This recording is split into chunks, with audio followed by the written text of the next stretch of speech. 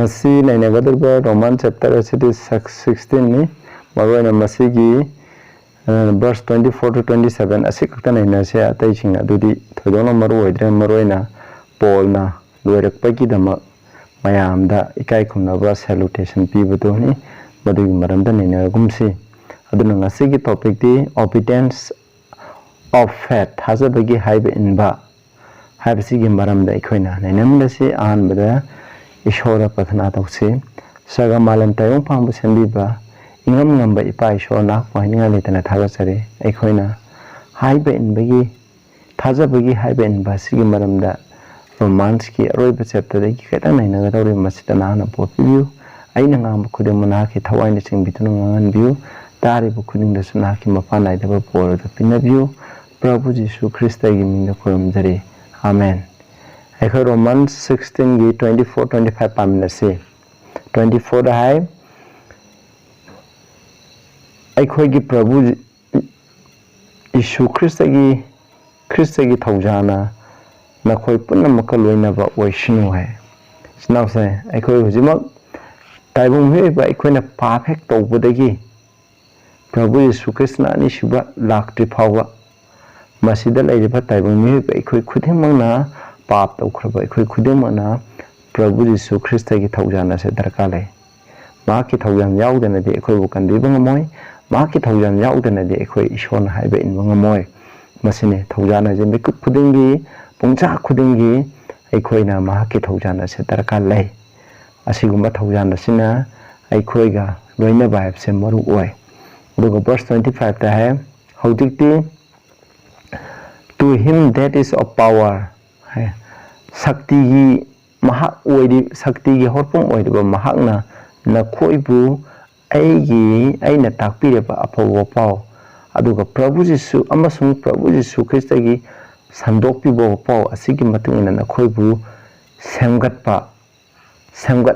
semgatnaba haibne semgatnaba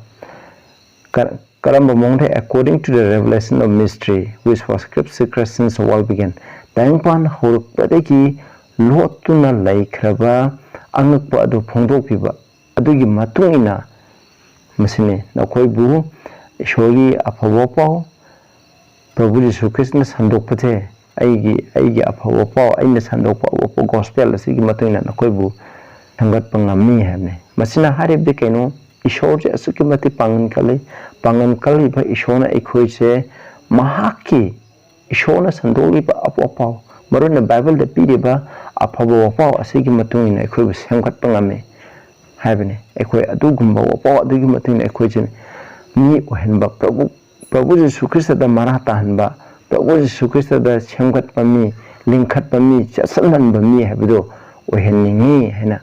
masida man hai koina ahan bade yengse madudi ekhoi je kamaina establish tawba habsigi maramda ahan da ekhoi gospel khang badar kalai Matthew 1 ki 21 da hai adudi Prabhu Jisu Krista ki mahang na masanu pampok ni ma ki mami Jisu kaugani maramdi mahang na ma ki nisingbu makhoi ki pap sing ki kambi gi ne aduna gospel hai biti pap te ki kanbi ba aikhoi ki pap te ki kanbi ba hai ne kanana Prabhu Jisu Krista na Jisu hai bi athadi aikhoi ki pap te ki kanbi ba hai ne aikhoi ki pap te ki kanbi ba hai ki athadi from their sin haibigi atadi aikhoina pap tawduna lairamba aikhoije pap tawdana hingalaga aikhoi bu kanbiba ngami hane ni amana Prabhu Jisu Krista tang panda lakpase aikhoina pap tawduna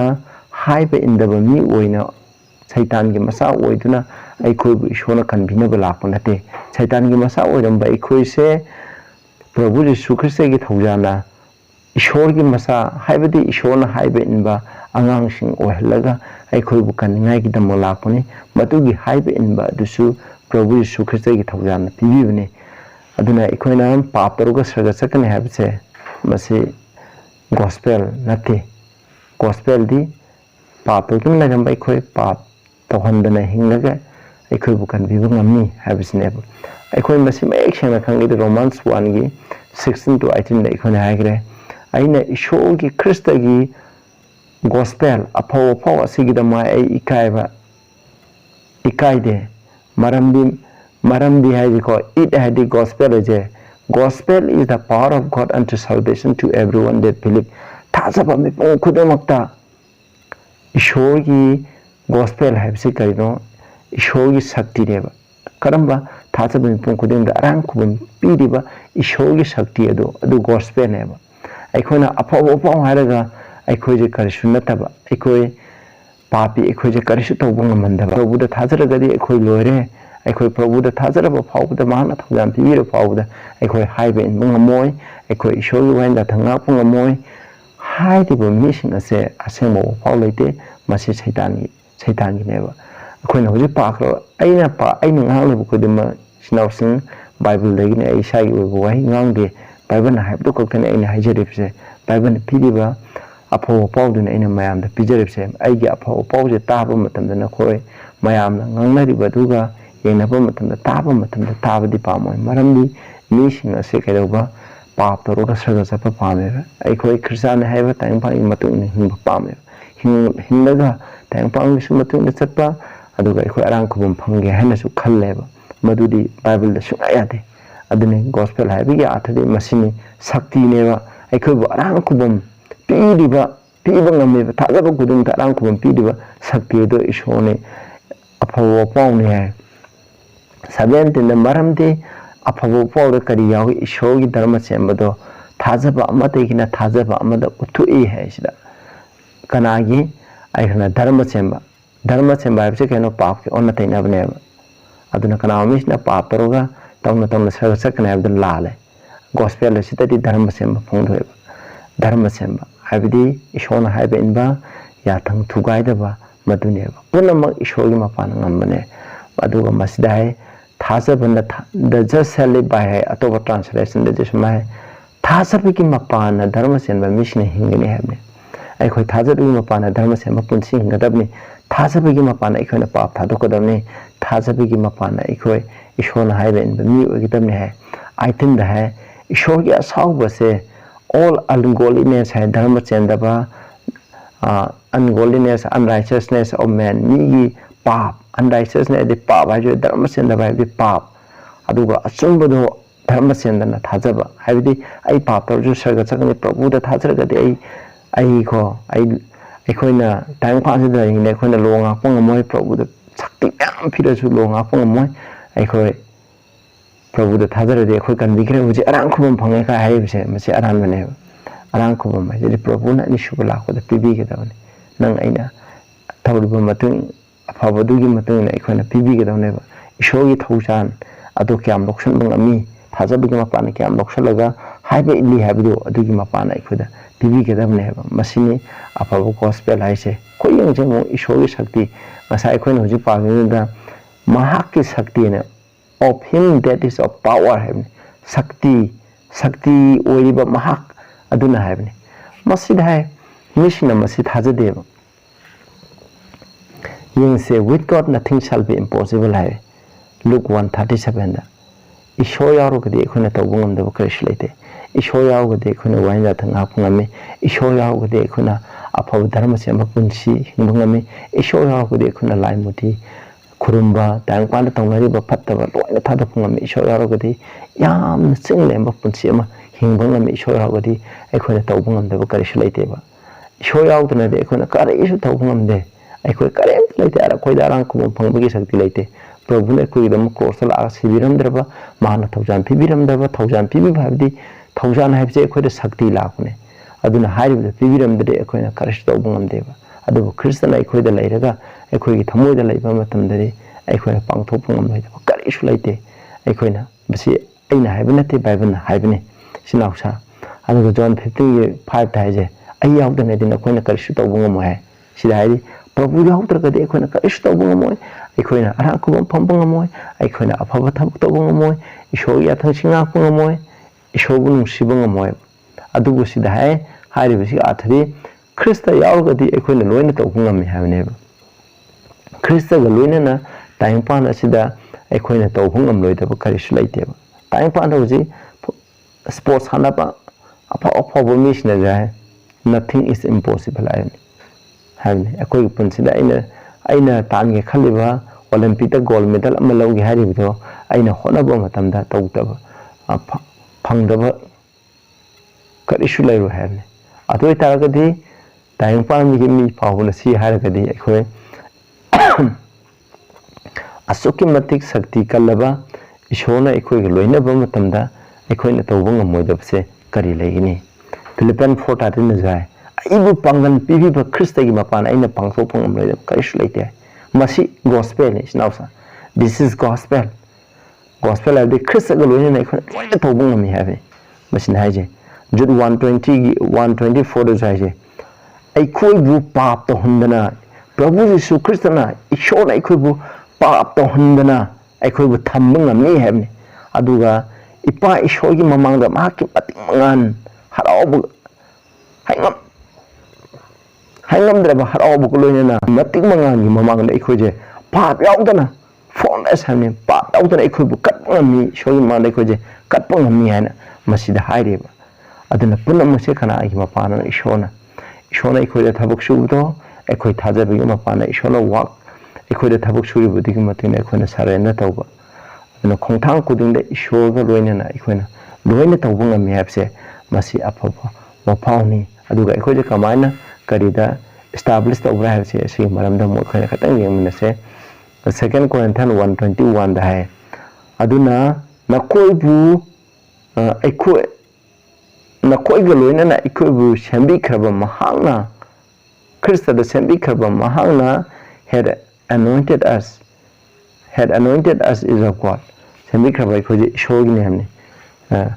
he which established us with you in Christ had anointed us aduna masidabdi nakoi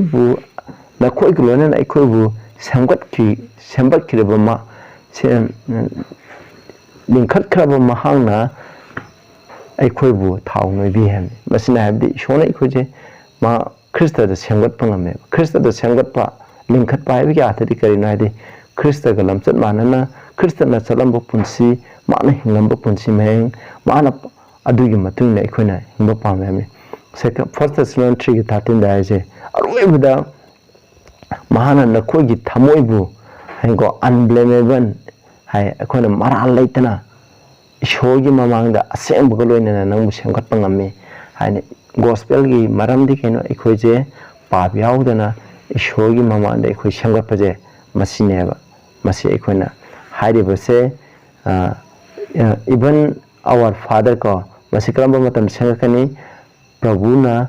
ani shuba lakpa matam da ekho adumai semba ngamne pap yaudana hosite una ekhona pap yaudaba punchi je ekhoni hingadabneba aduna 2 Thessalonians 2:17 da